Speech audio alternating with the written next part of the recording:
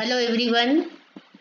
आज का हमारा टॉपिक है use of need and dare. इस वीडियो में हम नीड और डेयर का यूज करना सीखेंगे। तो सबसे पहले नीड और dare as a modal verb और एन ऑर्डिनरी वर्ब दोनों रूप में इसका यूज किया जाता है।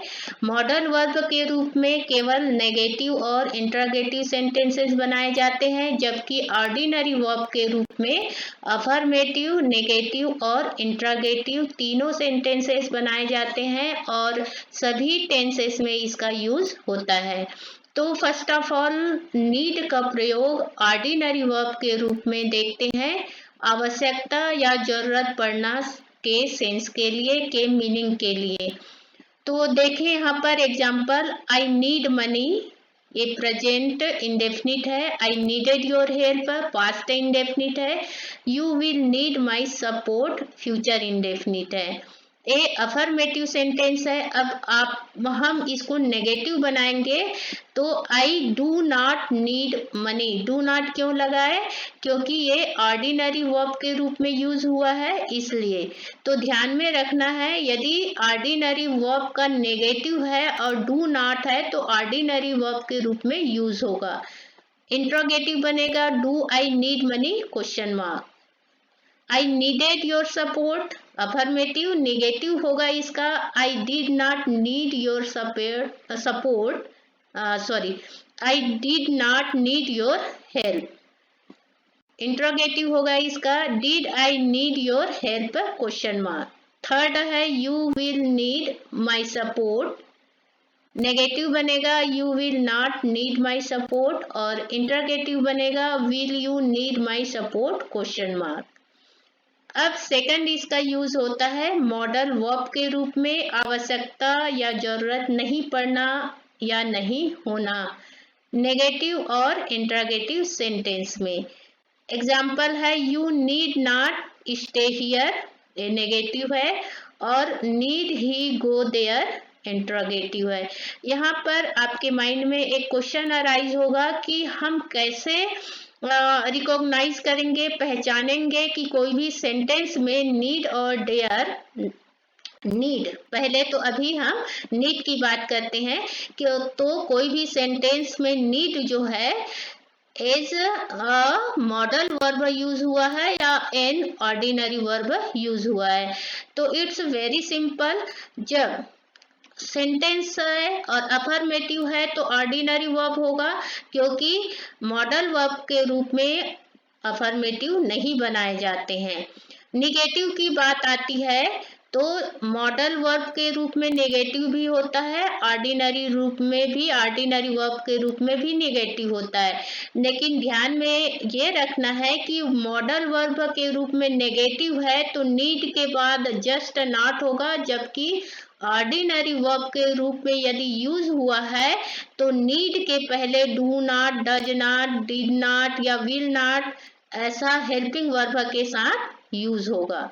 अगर इंट्रोगेटिव सेंटेंस है तो दोनों हो सकते हैं, ऑर्डिनरी वर्ब भी हो सकता है और मॉडल वर्ब भी हो सकता है। तो आपको कैसे डिफरेंशिएट करना है, तो इसमें हेल्पिंग वर्ब पहले लिखा जाता है इंट्रोगेटिव सेंटेंस में। तो अगर जो ऑर्डिनरी वर्ब होगा तो डू, डज, डिड या विल हेल्पिंग वर्ब से शुरू होगा, जबकि मॉडल वर्ब होगा तो नीड से शुरू होगा।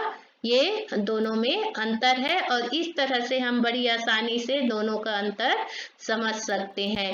डेयर भी सेम नीड जैसा है, मॉडल वर्ब और ऑर्डिनरी वर्ब दोनों के रूप में भी इसका यूज होता है, सभी टेंसेस में होता है और अफर्मेटिव, निगेटिव और इंट्रोगेटिव सेंटेंसेस इससे बनाए जाते हैं।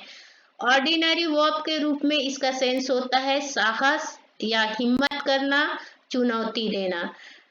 तो जब डेयर जो है अफर्मेटिव रूप में यूज होता है, अफर्मेटिव सेंटेंस में इसका यूज होता है तो इन्फिनिटिव का यूज किया जाता है। इन्फिनिटिव हम पढ़ चुके हैं, इन्फिनिटिव, जेरंड पार्टिसिपल ऑलरेडी हम पढ़ चुके हैं। तो अफर्मेटिव में जब डेयर का यूज होता है अफर्मेटिव सेंटेंस में तो इन्फिनिटिव के साथ इसका यूज होता है। इन्फिनिटिव मतलब होता है फर्स्ट फॉर्म के, मेन वर्ब के फर्स्ट फॉर्म के पहले टू लगना। तो he dares to face his enemy, यहाँ डेयर्स क्यों हुआ, क्योंकि ही जो है थर्ड पर्सन सिंगुलर नंबर है। जब इसका डिड निगेटिव बनाएंगे, जैसे हमने डेयर का नीड का बनाए, तो वैसे ही इसमें भी डू नॉट, डिड नॉट या डज नॉट का यूज किया जाता है। इंट्रोगेटिव बनाएंगे तो do, does, did, helping verb जो है वो पहले लिखा जाएगा। तो did he dare to risk his life, ये इंट्रोगेटिव है, और he does not dare to go there, ये क्या है, निगेटिव है। मॉडल वर्ब के रूप में नेगेटिव और इंट्रोगेटिव सेंटेंसेस बनाए जाते हैं। तो एग्जाम्पल देखें, यू डेयर नॉट, सॉरी यहाँ पर नीड लिखा है, यहाँ डेयर होना चाहिए। You dare not frustrate him, ये नेगेटिव सेंटेंस है, और how dare you fight me interrogative sentence है। तो यहाँ पर भी वही क्वेश्चन आपके माइंड में अराइज होगा कि कैसे पहचानेंगे। तो सेम है, अफर्मेटिव सेंटेंस है तो मॉडल वर्ब नहीं हो सकता, क्योंकि ऑर्डिनरी वर्ब से ही मॉडल से ही अफर्मेटिव सेंटेंस बनते हैं। नेगेटिव में यहाँ पर डेयर नॉट होगा, यदि मॉडल वर्ब है तो डेयर नॉट होगा, और ऑर्डिनरी वर्ब है तो do not, does not, did not, will not का यूज होगा। इंट्रोगेटिव सेंटेंस में डेयर पहले होगा, उसके बाद क्या होगा, इसमें ऑर्डिनरी वर्ब में डिड, डू, डज का यूज होगा। तो इस तरह से आप अंतर कर पाएंगे।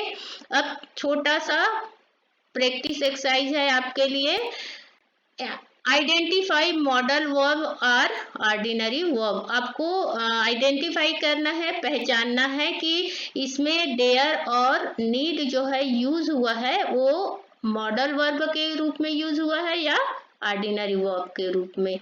You need not worry him, तो यहाँ पर सबसे पहले हम निगेटिव है, सेंटेंस कैसा है, निगेटिव है, तो हम देखेंगे कि ये नीड के बाद नॉट लगा है कि डू नॉट, डज नॉट या डिड नॉट है। तो हम यहाँ देखते हैं तो क्या है, यहाँ पर नीड के बाद नॉट है, इसलिए ये क्या है, मॉडल वर्ब है। यदि ऑर्डिनरी होता तो डू नॉट, डज नॉट और डिड नॉट होता। You do not need to worry him, ये क्या है, यहाँ पर डू नॉट है तो ये ऑर्डिनरी वर्ब के रूप में यूज हुआ है नीड।